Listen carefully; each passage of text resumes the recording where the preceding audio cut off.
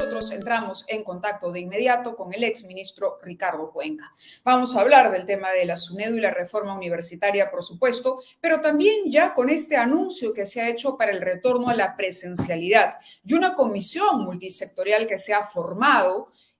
Fue uno de los anuncios de la presidencia del Consejo de Ministros para que a más tardar al 28 de marzo ya se pueda iniciar el retorno de los estudiantes a las clases de manera presencial. Ricardo, muy buenas noches y gracias por acompañarnos. Muy buenas noches, Mávila, un gusto saludarla y qué bueno que estemos teniendo un programa dedicado a la educación. He escuchado algo de la conversación con el doctor Segarra, así que muchas gracias por el tema. No, lo que sucede es que además le comento, cuando abordamos un tema, empezamos en la primera media hora a abordar el tema, va calentando el tema y dedicarle la hora realmente y poder profundizar ayuda mucho, porque la gente va pasándose la voz y siempre nos quedan muchas preguntas en el tintero. Por eso la plataforma se presta para abordar este asunto. Usted ha sido uno de los defensores, una de las voces además, y de los que ha firmado como ex ministro de Educación, ¿no es cierto? Ha firmado los documentos y los comunicados reclamando por lo que pretenderían hacer algunas fuerzas del Congreso. Nosotros ya hemos descrito aquí que perro, pericote y gato, que usualmente no se llevan, misteriosamente confluyen todos cuando se trata de boicotear o de sacar del juego a la SUNEDU. ¿Cómo entender, por ejemplo, el apoyo de Perú Libre a una iniciativa de esta naturaleza? He estado pensando casi todo el día respecto de este tema que está usted preguntando, Mávila, porque parecería contradictorio, pero creo que no lo es tanto si uno le da una lectura distinta. Quiero decir con esto lo siguiente. La política en el país, como lo he sostenido hace mucho tiempo, es bastante precaria, ¿no es cierto? Por diversas razones que sería larguísimo de explicar. Y esto hace que los intereses particulares y corporativos se confundan con los intereses políticos y por lo tanto se encuentren allí donde estos intereses corporativos y particulares pueden alimentarse y ganar uno de otro. Para poner un ejemplo muy concreto, Perú Libre cree que la SUNEDU, la reforma universitaria, es una reforma tecnocrática, es una reforma que no tiene una lectura de la realidad social y por lo tanto desde una perspectiva más bien progresista y de izquierda, esto parecería ser una cosa muy de derecha y muy tecnocrática y muy meritocrática que no funciona dentro de los parámetros que tienen programáticos para sus reformas. Pero del lado de la derecha, los intereses nuevamente particulares y corporativos dicen que esta reforma lo que hace es limitar las iniciativas, hacer una regulación que debería estar en el mercado y que sin embargo la colocan en el Estado y por lo tanto no sirve esta reforma. Por esas razones se quiere modificar el Consejo Directivo de SUNEDU, se quiere dar segundas oportunidades a otras universidades. Entonces, en síntesis, lo que tenemos es que las decisiones políticas se están tomando sobre la base de intereses corporativos o intereses particulares que terminan claramente encontrándose. Entonces, si le damos esa lectura, no parecería tan paradójico. Claro, ya además uno escucha a Perú Libre, pero por otro lado escucha a Mirta Vázquez. Si esto fuera, digamos, un discurso de izquierda, Mirta Vázquez no saldría a defender precisamente la SUNEDU, ¿no? Entonces hay un problema allí que evidentemente esto no obedece a un sesgo ideológico. Y lo que usted ha dicho, la precarización de la política en el país, lo que ha hecho es llevar a estos poderes relativamente informales o que campean, que no quieren organización, que no quieren vigilancia, que no quieren formalidad, que no quieren reglas, ¿no? A formar colectivos políticos que hoy tienen representación en el Parlamento. Entonces, los intereses de estos colectivos se sobreponen a los intereses de los estudiantes y sería una lástima realmente que a pesar de todas las opiniones y de toda la presión política y pública que hay, el día de hoy o el día de mañana, no sé si en este momento el pleno continúa o no, se acometiera con este despropósito que dejaría en una situación muy, muy delicada en lo poco que se avanzó en la reforma o lo mucho que se avanzó en la reforma universitaria. Sin duda, sin duda. Y además, ¿sabe qué sucede, Mávila? Que, a ver, el asedio a la reforma universitaria empezó en el año 2014 cuando se aprueba la ley universitaria. Hoy día he estado tratando de hacer memoria. El 9 de julio me parece que se promulga, el presidente Humala promulga la ley universitaria. A las pocas semanas, el Colegio de Abogados de Lima Norte y el Colegio de Abogados de Lima, uno de ellos representado por la señora Marta Chávez, presentan unas demandas de inconstitucionalidad de ley. Esto pasa al Tribunal Constitucional, el Tribunal Constitucional a los meses falla en contra de esto y dice que no se vulnera el derecho a la autonomía universitaria ni otros asuntos que estaban incorporados en las demandas, ¿no? De allí en adelante... Perdóname la interrupción, aprovecho para que no se me vaya. 2014 es cuando era ministro de Educación. Jaime Saavedra.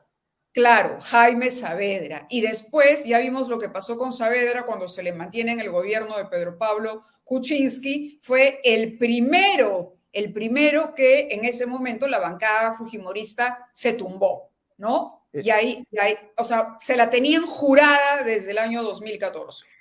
Además, en estricto, las tres reformas más importantes que se han hecho en educación en el país empezaron en el 2011 con la discusión de la reforma magisterial, luego la reforma universitaria y luego la reforma curricular, ¿no?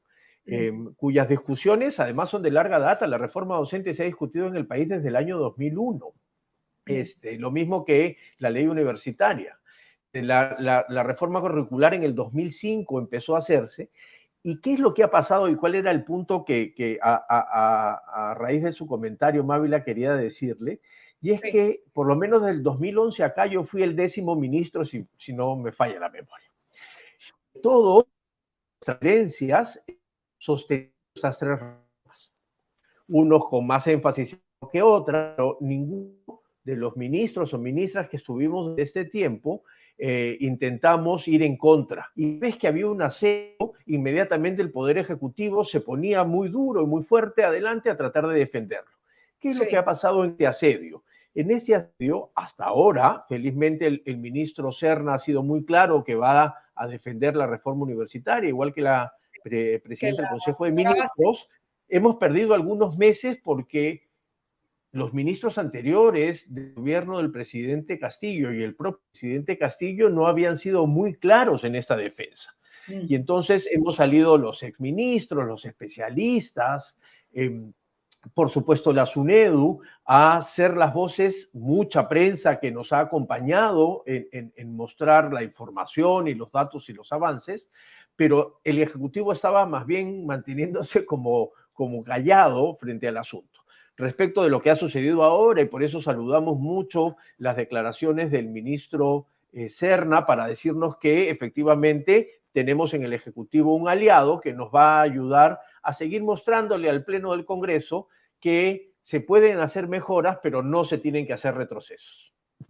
Quería, a propósito, usted ha mencionado al ministro Serna. Bueno, el ministro Serna va a encabezar, entiendo, esta comisión multisectorial que empezará a ver el regreso a la presencialidad para los estudiantes de la educación básica, ¿no? Se va a poder llegar a 28 de marzo, que es la fecha que han dado con los estudiantes de regreso en las aulas y las garantías para que los estudiantes vayan, digamos, y puedan encontrarse en centros educativos con los aforos suficientes, con los espacios acondicionados. Usted ha pasado, ¿cuáles son los retos más importantes que tiene el Ministerio de Educación por el que usted ha transitado para poder hacer esto realidad y que el Perú ya no esté a la cola de los países en el retorno a las clases?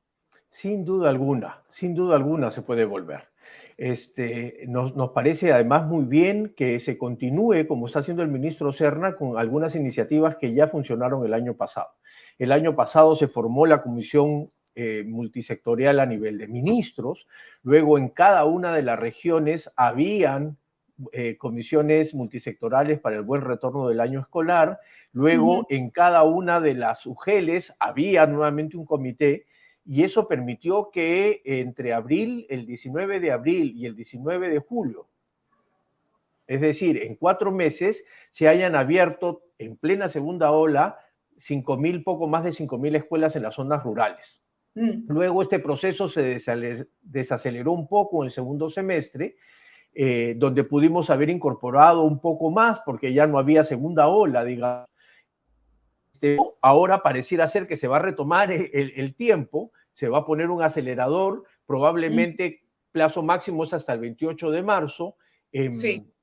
Lo importante es que desde los primeros días de marzo puedan ir volviendo. Así como en el año 2020 y en el 2021 se están entregando dinero a los directores de las escuelas para que puedan utilizar el mantenimiento de locales escolares dirigido a la compra de kits de higiene, a la compra de mascarillas en los casos de la UGEL, y eso es bueno porque la experiencia del año pasado, a pesar de la segunda ola, permitió con todas estas decisiones que se vaya volviendo a clases. Si a eso le sumamos un gran número de personas vacunadas, el inicio de vacunas para los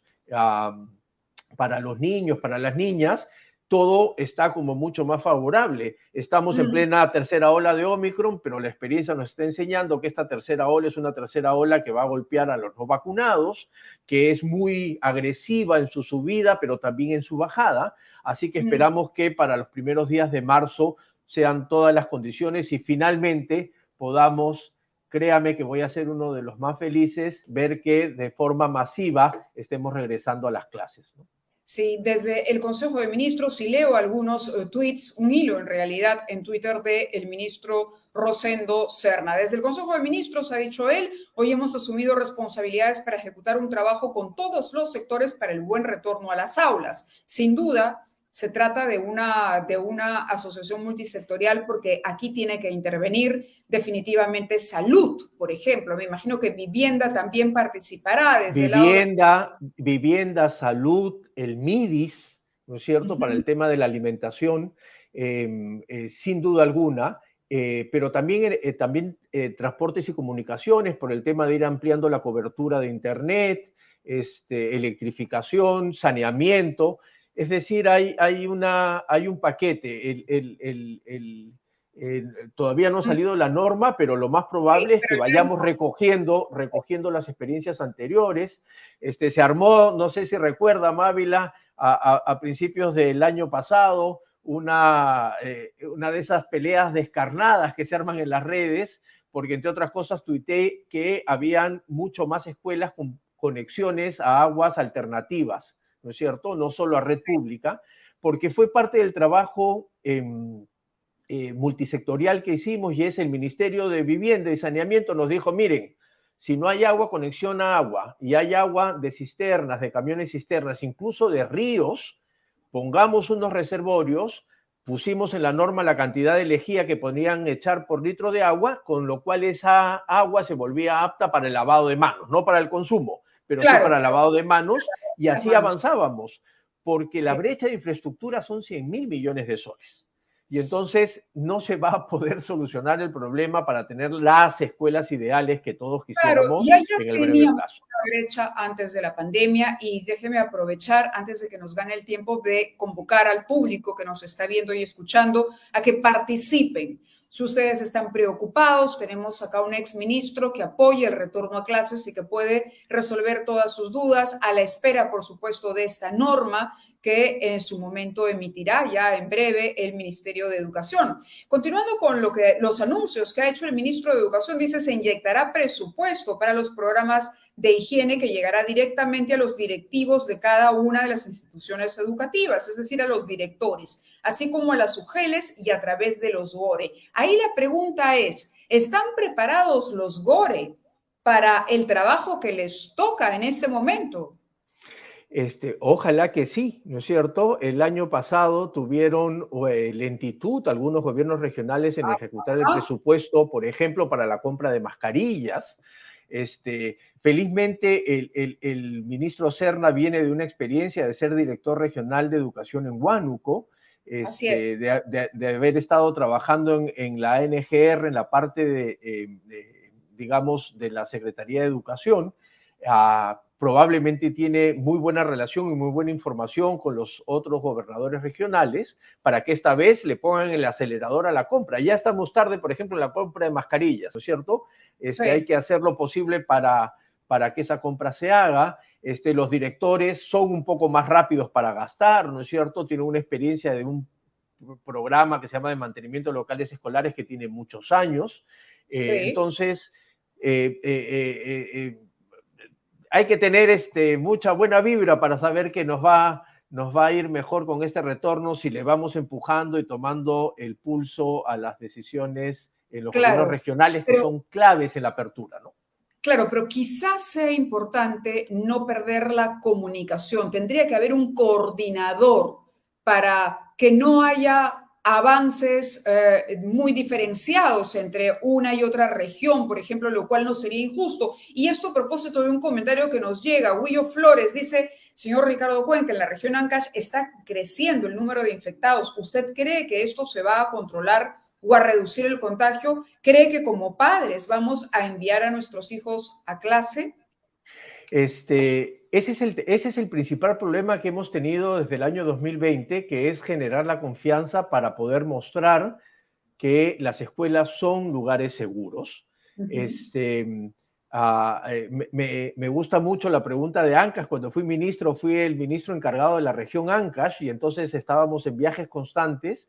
Hay condiciones en Ancash para volver, sobre todo en las zonas rurales y las zonas urbanas más pegadas a las zonas rurales. Los Ya, contagios van a subir, pero los contagios van a bajar si se sigue en esta variante de Omicron, como la experiencia internacional nos ha dicho. Si usamos mascarillas, si estamos vacunados, si nos lavamos la mano, si ponemos distancia social, si respetamos los protocolos, es probable que podamos ir. Y si no es así, porque los padres aún tienen temor, siempre sí, tendrán la opción de seguir haciendo, porque así lo dice la virtualidad. norma vigente, una educación virtual, porque Aprendo en Casa sigue funcionando, porque los profesores van a seguir trabajando también de manera virtual, ¿no? Entonces, a generar confianza, a ver qué pasa, tenemos que estar preparados en el partidor para que el 1 de marzo, si todo está bien, empecemos las clases, ¿no es cierto? Empecemos. Así que le decimos a Willo, porque él nos dice, ¿qué garantía nos da la institución de que no se van a contagiar los niños? Lamentablemente no se puede ofrecer garantías. No La hay única garantía. garantía para que no se contagie es que todos se queden dentro de su casa permanentemente, ¿no es Claro, cierto? Que pero los niños no salgan a ningún lado, y eso es imposible a esta altura, ¿no es cierto? sí, porque ya Entonces, se lo que hay perdió que, tiempo, ¿no? exacto, lo que hay que hacer es aprender a convivir con este virus que vamos viendo que va mutando en formas distintas, esta Mm, última felizmente menos agresiva con las personas que están vacunadas, y mm. entonces, porque de lo contrario se tendría que volver a paralizar todo, ¿no es cierto? Las actividades económicas. Los padres dicen, no mando a mi hijo a clases porque se puede contagiar, pero el padre sale a trabajar y puede contagiarse y regresar a casa y contagiar a los demás. Entonces, yo creo que por eso hay nuevas normas de convivencia contra el virus y eso es lo que hay que poner por delante, porque los beneficios de que asistan a clases son mucho mayores que el que permanezcan en casa, ¿no? Claro, y yo le diría también a este padre de familia, a Willo, con todo el respeto que me merece, le diría a Willo, cuando uno sale a la calle ve muchos chicos afuera, la verdad, en centros comerciales, en restaurantes, entonces los chicos ya están saliendo, no están en este momento metidos en sus casas, ya salen con las restricciones, con la mascarilla, con los cuidados al lado de sus padres, por supuesto, pero se va a requerir de un esfuerzo mayor de los padres y de los profesores, porque aquí ya no se trata solo de ir a comprar o de comer con la familia, sino tiene que ver con la manera en que el chico aprende y va desarrollando sus capacidades para poder adquirir conocimientos y convertirse en un adulto preparado. Douglas Rubio nos pregunta, buenas noches, ¿quién se encargará de proveer mascarillas en los colegios privados? ¿Padres o colegios? No sé cómo será la norma ahora y la que están preparando, pero en principio la norma que nosotros dejamos era que las UGELes suministraban mascarillas a todos. Así como las vacunas eran para los docentes públicos y privados, las mascarillas eran para todos. Ahora vamos a ver qué es lo que nos dice la la nueva norma, ¿no? Seguramente lo más esperado es que puedan seguir en ese camino, ¿no? Y el dinero, porque se va a tener que hacer una inversión. Hablábamos de una brecha de 100 millones, que es muchísimo dinero. Evidentemente no vamos a poder remediar las brechas que hay en la educación pública, básica, escolar, en esta oportunidad, pero la pandemia, ¿cuánto supone? Supone un dinero extra al presupuesto habitual en educación, que esto debería estar ya contemplado en el presupuesto de la República. Sin duda, sin duda. En julio, nuestra tarea fue dejar el borrador final del presupuesto, porque luego el siguiente gobierno tiene poco tiempo, 3 semanas Claro. y poco, para poder presentarlo al Congreso. Había una cantidad importante que se seguía manteniendo para, digamos, lo que se llamaba el buen retorno del año escolar, que era el kit completo para seguir dotando de cuestiones de infraestructura y saneamiento, mascarillas para los docentes y para los estudiantes, todos estos kits de alcohol, que es lo que el ministro está diciendo que se va a distribuir con los directores, y hasta donde tengo entendido el presupuesto fue aprobado así. Entonces, en principio, el dinero estaría asegurado para poder volver a clases también, ¿no? Sí, Gisela Murrugarra, gracias Gisela, un abrazo para ti. Pregunta también, es una pregunta que creo que la hemos discutido antes, pero vale la pena reiterar porque es otra de las preocupaciones que tienen los padres de familia.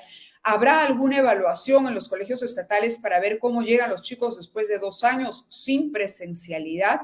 Yo entiendo que sí, pero me imagino cómo hacemos, por ejemplo, con un segundo grado en el que de pronto los chicos que deberían ir a este segundo o al tercer grado, ¿no? Tenemos un 60% apto para el tercero y un 40%, un 35% que requiere una capacitación para ponerse al corriente con el resto de su promoción. ¿Cómo se va a manejar esa diferenciación?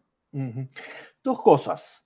Primero, que lo más importante es asegurarnos que aprendan y luego asegurarnos cómo vamos a evaluar, ¿no? Entonces, Okay. allí hay que poner el primer punto, porque la concentración de los lineamientos del ministerio, el trabajo de cada uno de los profes dentro de las aulas tiene que ser asegurar que aprendan, ¿no? Y luego darnos, en segundo lugar, la posibilidad de ver qué formas alternativas tenemos para evaluar.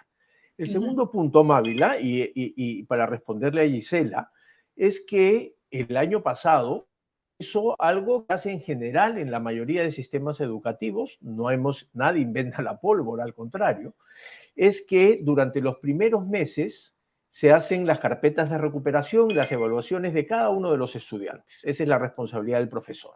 Para que luego los primeros meses, el caso del año pasado era hasta junio, entre marzo y junio, se tenía que trabajar con la recuperación o nivelación de aquellos que habían quedado fuera. Y en junio tener una nueva evaluación. Esta evaluación va a permitir que el profesor diga efectivamente se niveló y continúa las competencias hasta fin de año según la programación. Y el otro grupo que sí le había ido bien en la carpeta de recuperación que se trabajó entre enero y febrero, lo que tenía era que seguir avanzando en su trabajo. Los profes están preparados para eso. Se puede trabajar con grupos diferenciados dentro del aula y confiemos en que lo hagan bien porque parte de su preparación es hacer eso, ¿no es cierto? Entonces, es posible, hay estrategias, hay alternativas. Lo que probablemente no va a haber es una evaluación centralizada desde el Ministerio de Educación para darnos cuenta cuál es la situación de todos los estudiantes de segundo grado, por ejemplo, porque no hubo las condiciones de presencialidad y la manera de tomar este tipo de evaluaciones de manera virtual no ha sido muy exitosa. Por eso, por ejemplo, se suspendieron pruebas como PISA, ¿no es cierto? Porque efectivamente es muy difícil. Pero lo más importante es que el profesor sepa cómo le fue al estudiante y qué es lo que necesita tener de compañía. Y por eso tenemos que acompañar y saludar a los profes que, como siempre digo, han hecho 2 años de una chamba gigante y este año la van a seguir haciendo, no tengo ninguna duda, ¿no? Tengo una pregunta desde Estados Unidos. Interesante. Dice, si hay un alto porcentaje de estudiantes y profesores contagiados con el virus en un colegio, ¿van a cerrar por una semana como aquí en los Estados Unidos algunas áreas? Es decir, la norma debería considerar que si en un colegio, ¿no? Para no afectar todo el sistema, pero en casos excepcionales, se pueda suspender por una semana la asistencia de los estudiantes y de los profesores? Sí, estuvo en la norma del año pasado y estoy seguro que en la norma de ahora que ya se tiene, pero que se va a ajustar, también está. Ese es el sistema de burbujas, ¿no es cierto? Inclusive para el caso peruano, lo que teníamos era a nivel de aulas, por ejemplo, ¿no es cierto? Cosas de la virtualidad que deberían cambiar. Eso. Cosas de la virtualidad, vamos a sacarlo. La locura. Este, entonces sí, se puede inclusive esta aula, ¿no es cierto? Si en una aula hay sospecha de contagio, se puede aislar esa aula si el colegio Correcto. es muy grande, ¿no es cierto? Si hay un alto número, se cierra la escuela, se pasa la cuarentena, se hacen las pruebas que se tengan que hacer Y luego se y luego se retorna, ¿no es cierto? Si son muchas aulas, por supuesto, cerrará la escuela. Si son muchas aulas en una comunidad pequeña o muchas escuelas, se cerrará. Entonces, este sistema de burbujas es el que ha funcionado hasta ahora, ¿no? Acá tengo otra pregunta. Dice, ¿se puede echar a andar una evaluación del sistema? En Chile, dicen, durante todo el 2021 se ha evaluado el nivel socioemocional. Urge mirar ese ángulo también para que nos ayude a desplegar acciones del sistema. El lado emocional de los estudiantes, cómo vuelven los chicos. Hay chicos, por ejemplo, que en algún momento de la pandemia, bueno, cuento yo experiencias de amigas, mamás, que me dicen que sus hijos en un momento no querían salir ni pisar la calle. O sea, ¿cómo hacer para que el chico se sienta cómodo, no pierda miedo? Pero esa es solo una de las tantas situaciones que se van a enfrentar. Una de las cosas más importantes que hemos aprendido con la pandemia, en el caso educativo, Mávila, es que la escuela y el sistema educativo no es solo una maquinaria que hace que aprendamos solo a leer o a aprender cálculos matemáticos. La escuela es mucho más que eso. Y durante mucho tiempo se pensó que no, que los valores, que lo socioemocional era una tarea reservada para la casa, para el ámbito privado.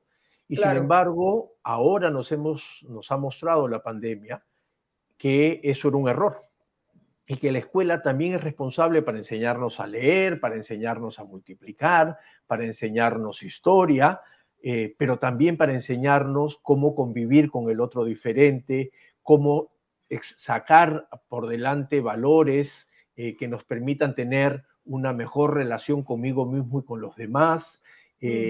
Por supuesto, un comportamiento ciudadano desde que eres estudiante. Y entonces creo que esos temas, para poder, como siempre digo, exorcizar la pandemia, ¿no es cierto? Para decir algo bueno tenemos que sacar de esta situación Sí. tan atroz, es saber que estos puntos que eran importantes se tienen que volver a incluir para darle un nuevo valor a la educación y para que enfrentemos este 2022 en educación sin imaginarnos que no hubiese pasado nada. Pasó y pasó cosas atroces y de eso tenemos que aprender para tener una mejor educación y, por supuesto, gracias a una mejor educación, un mejor país.